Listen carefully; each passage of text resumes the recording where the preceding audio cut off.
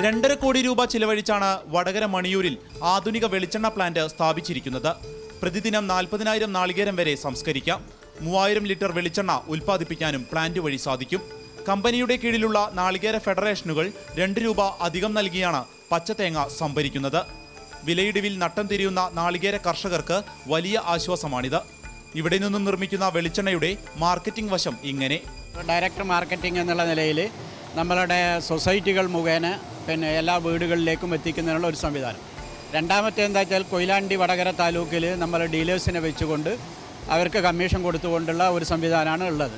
അത് ഇപ്പോൾ ഈ 2 കൊയിലാണ്ടിയും വടകര താലൂക്കുകളിലായി. ഇനി മറ്റുള്ള ജില്ലകളിലും അതുപോലെ തന്നെ മറ്റുള്ള താലൂക്കുകളിലേക്കും ഇത് കൊണ്ടുപോകാനുള്ള സംവിധാനം ഞങ്ങൾ ആലോചിച്ചുകൊണ്ടിരിക്കുക. ഇതിനു വേണ്ടിയിട്ട് ഒരു മാർക്കറ്റിംഗ് മാനേജറെയും അതുപോലെ തന്നെ 2 മാർക്കറ്റിംഗ് എക്സിക്യൂട്ടീവിനെയും ഞങ്ങൾ നിയമിച്ചു കഴിഞ്ഞിട്ടുണ്ട്.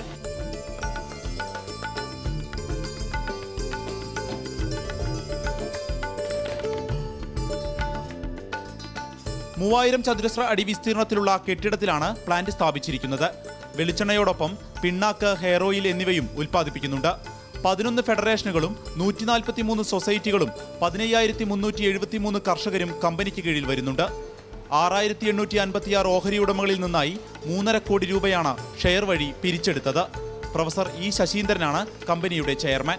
11 അംഗ ബോർഡാണ് കമ്പനി പ്രവർത്തനങ്ങൾക്ക് നേതൃത്വം നൽകുന്നത്. അത്യാധുനിക യന്ത്രങ്ങളാണ് നാളികേരം മുറിക്കുന്നതിനടക്കം ഇവിടെ ഉപയോഗിക്കുന്നത്.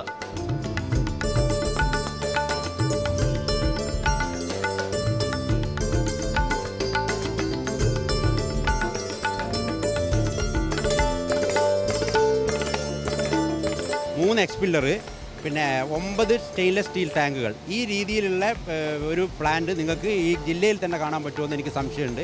കാരണം ഞങ്ങൾ എക്സ്പോർട്ട് കയറ്റുമതി ലക്ഷ്യം വെച്ചുകൊണ്ടാണ് ഞങ്ങൾ ഇതിൻ്റെ ഈ ഫാക്ടറി ഡിസൈൻ ചെയ്തിരിക്കുന്നത്.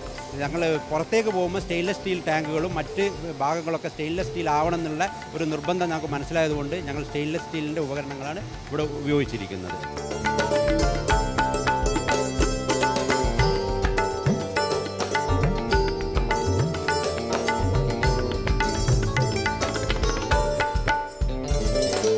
ഡീകോക്കോ എന്നാണ് ബ്രാൻഡ് നെയിം.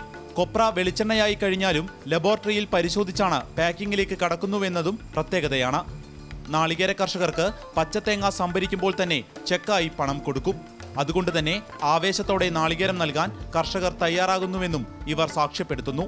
മാർക്കറ്റ് റേറ്റിൽ നിന്ന് 2 രൂപ കൂടുതലായിട്ടുള്ള ഒരു എമൗണ്ട് കൊടുത്തിട്ടാണ് നമ്മൾ കളക്ട് ചെയ്യുന്നത്. അപ്പോൾ അവർക്ക് ചെക്കായിട്ട് നമ്മൾ പൈസ കൊടുക്കുന്നു, ഓൺ ദ സ്പോട്ട്. നമ്മൾ പിന്നെ രണ്ടാമത്തെ ദിവസത്തേക്ക് കാത്തിരിക്കുന്നില്ല. അന്നേ ദിവസം തന്നെ അപ്പം തന്നെ ചെക്കായിട്ട് പൈസ കൊടുക്കും. ചെക്കായിട്ട് കൊടുത്ത് കർഷകർക്കും കൂടാണ്. പിന്നെ എന്ന് പറഞ്ഞാൽ നമ്മുടെ ഒരു ജനങ്ങൾക്കിപ്പോൾ കൂടുതൽ ആവേശം വന്നു തുടങ്ങിയിട്ടുണ്ട് നമ്മളോട് ഈ സഹകരിക്കാൻ വേണ്ടിയിട്ട്. അപ്പോൾ മറ്റിടത്ത് കൊണ്ടുപോകാതെ നമുക്ക് തന്നെ തേങ്ങ തരാനുള്ള താല്പര്യം ജനങ്ങൾക്കുണ്ട്.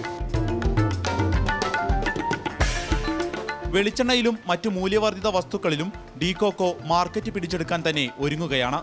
സന്തോഷത്തോടെ നാളികേര കർഷകരും ഒപ്പം ചേരുന്നു.